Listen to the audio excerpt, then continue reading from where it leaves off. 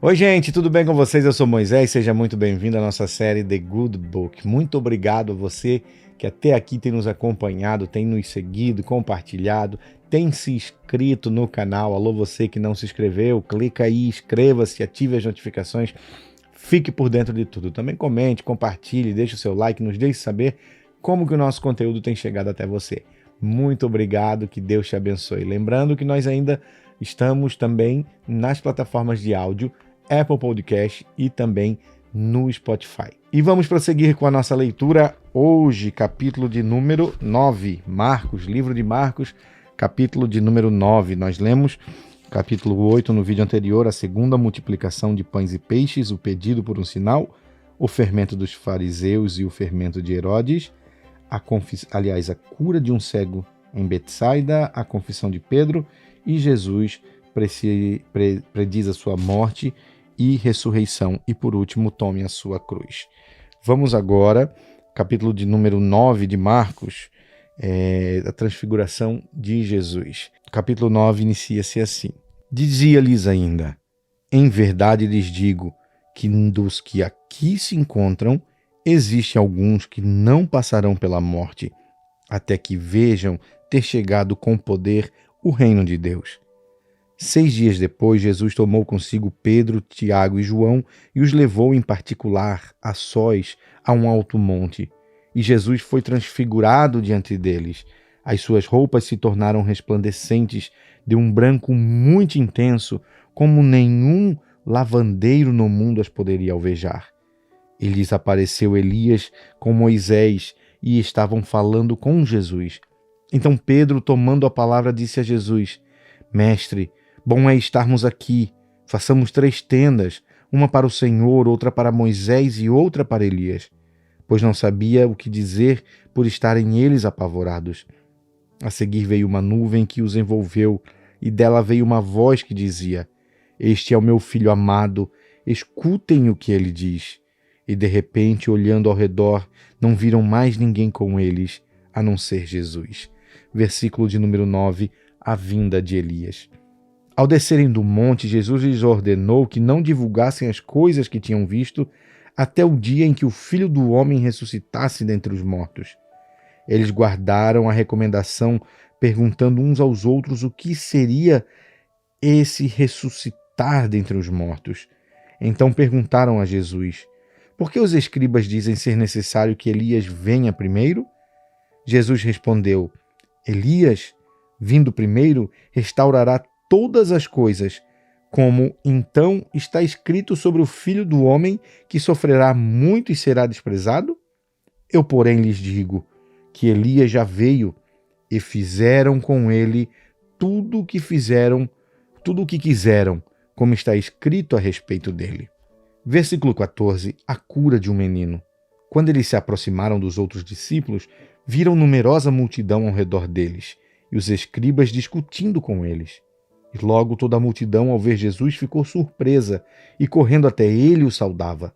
Então Jesus perguntou: o que é que estão discutindo com eles? E um do meio da multidão respondeu: Mestre, eu trouxe até o Senhor o meu filho, que está possuído de um espírito mudo. E este, sempre que se apossa dele, lança-o por terra, e ele respuma, range os dentes e vai definhando. Pedi aos seus discípulos que o expulsassem, mas eles não puderam. Então Jesus exclamou: ó geração incrédula, até quando estarei com vocês? Até quando terei de suportá-los? Tragam o menino até aqui. E eles o trouxeram. Quando ele viu Jesus, o espírito imediatamente agitou o menino com violência, e caindo ele por terra, revolvia-se espumando. Jesus perguntou ao pai do menino: há quanto tempo isso acontece com ele? O pai respondeu: desde a infância, e muitas vezes os tem lançado no fogo e na água para o matar. Mas se o Senhor pode fazer alguma coisa, tenha compaixão de nós e ajude-nos. Ao que Jesus respondeu: se o Senhor pode, tudo é possível que crer. E imediatamente o pai do menino exclamou: eu creio, ajude-me na minha falta de fé. Vendo Jesus que muita gente estava se reunindo, repreendeu o espírito imundo, dizendo-lhe: Espírito mudo e surdo, eu ordeno a você, saia deste menino e nunca mais entre nele. E ele, gritando e agitando-o muito, saiu, deixando-o como se estivesse morto, a ponto de muitos dizerem: morreu.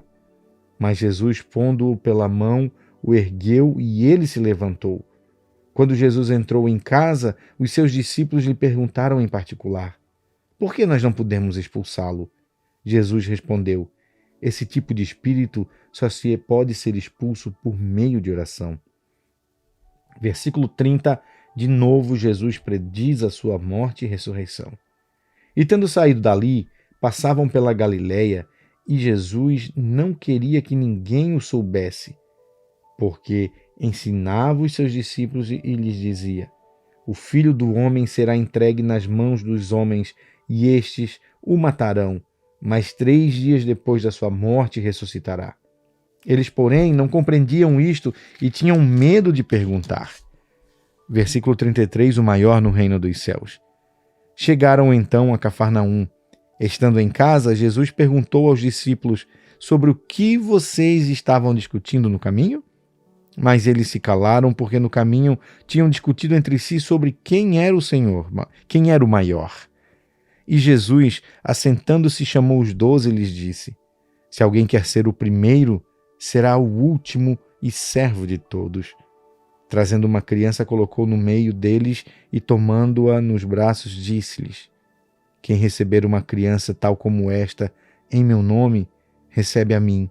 E quem receber a mim, não é a mim que recebe, mas aquele que me enviou. Versículo 38. Quem não é contra nós é por nós.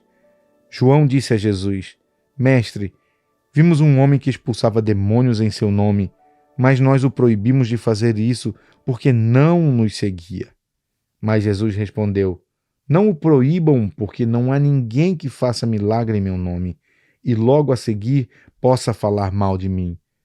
Pois quem não é contra nós é a favor de nós.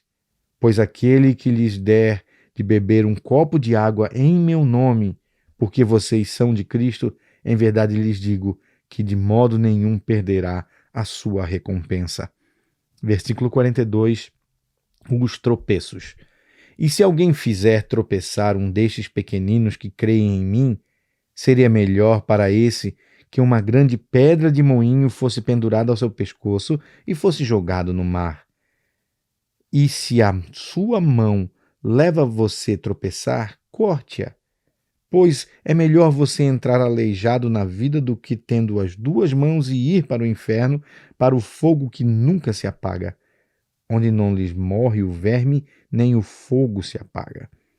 E se o seu pé lhe leva a tropeçar, corte-o, pois é melhor você entrar na vida aleijado do que tendo os 2 pés e ser lançado no inferno, onde não lhes morre o verme, nem o fogo se apaga.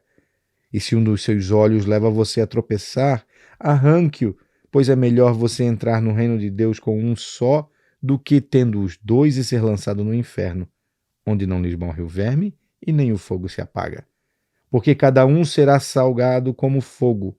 O sal é bom, mas se o sal vier a se tornar insípido, como lhe restaurar o sabor? Tenham sal em vocês mesmos e paz uns com os outros.